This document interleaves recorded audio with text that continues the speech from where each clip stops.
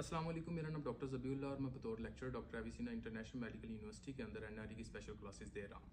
बहुत सारे बच्चों को जैसा कि मालूम है कि आपके 1 जून को आपका एनआरई का पार्ट 1 होने को है और बहुत सारे बच्चे यही सवाल कर रहे हैं कि सर हमें इस एक मंथ के अंदर जो तैयारी है वो किस तरह करनी चाहिए।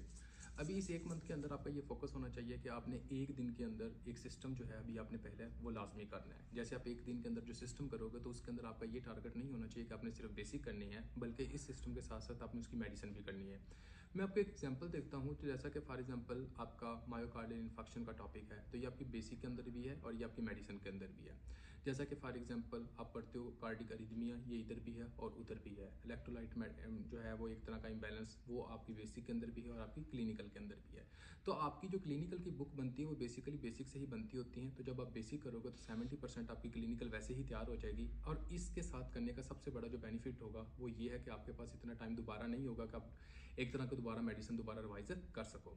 और जैसे ही आप पूरी की पूरी बेसिक और क्लिनिकल की सारों 8 सिस्टम जो होंगे वो कंप्लीट करेंगे, तो इसके अंदर 46 नंबर जो होते हैं वो बेसिक के होते हैं और 52 नंबर आपके मेडिसिन के होते हैं। आप खुद आइडिया लगा लें कि 52 नंबर को जब आप 46 के अंदर ऐड करते हो तो 98 नंबर आपके सिर्फ और सिर्फ इधर से कवर हो जाते हैं। दूसरा सब्जेक्ट जिसके ऊपर आपने फोकस करना है वो है आपका सर्जरी का सब्जेक्ट। सर्जरी के सब्जेक्ट को आपने इस तरह करना है कि 3 दिन के अंदर आपकी सर्जरी होनी चाहिए। इसके अंदर मुकम्मल तौर पर आप डेली बेसिस के ऊपर जब भी आप अभी से फर्स्ट डे से लेके आपने 300 एमसीक्यूज डेली बेसिस पर करने हैं। इसके बाद अगला जो सब्जेक्ट आपने शुरू करना है वो ये होना चाहिए कि आपका पीड्स और उसके बाद गायनी ऑप्स होना चाहिए, क्योंकि 14 नंबर आपके गायनी ऑप्स के हैं और 14 नंबर ही आपके एक तरह के पीड्स के हैं। 28 नंबर ये बन जाते हैं और 48 नंबर आपके सर्जरी के बन जाते हैं। जब आप ये टोटल अपने नंबर मिलाते हो तो बेसिक, मेडिसन, सर्जरी, इन तीनों से बुक्स के मिला के नंबर 146 और उसके बाद 14 नंबर जो है वो आपके आ जाते हैं एक तरह के मेडिसिन, आपके आ जाते हैं गायनी के, जो कि आपके नंबर बन जाते हैं एक तरह के 160। 160 के बाद आपके टोटल ये नंबर अगर हम मिलाते हैं पीड्स के साथ तो 174 नंबर सिर्फ और सिर्फ इनके साथ मिलते हैं। इसके बाद आप इस तरह करें, ऑर्थो ईएनटी के ऊपर टाइम दे सकते हैं। जैसे आप इसके ऊपर टाइम देंगे 12 नंबर वो ऐड हो जाएंगे।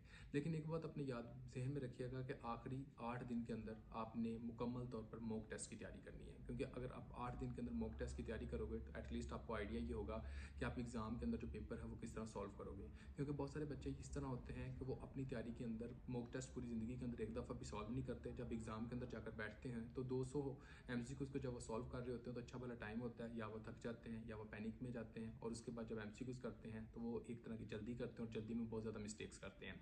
तो आपने एक बात को अपने जहन में रखना है कि आपने आखिरी 8 दिन के अंदर सिर्फ और सिर्फ मॉक टेस्ट करने ताकि आप एक तरह का टाइम को मैनेज कर सको और आपके जहन के अंदर ये हो कि आपने कितनी जल्दी एक एमसीक्यूज को सॉल्व करना है। इसका सबसे बड़ा ये फ़ायदा ये होगा कि जैसे कि लास्ट टाइम हमें बहुत सारे बच्चों ने रब्ता किया कि हमारा पेपर जो है वो टाइम के ऊपर फिनिश नहीं हो सका, तो आपका जो पेपर होगा वो टाइम के ऊपर फिनिश होगा। इसी तरह अगर किसी भी सब्जेक्ट के बारे में आपको कोई भी गाइडेंस चाहिए हो तो आप कमेंट बॉक्स के ऊपर कमेंट कर सकते हैं। अपना बहुत सारा ख्याल रखिएगा। फी मानुल्लाह, अल्लाह हाफिज़ और टेक केयर।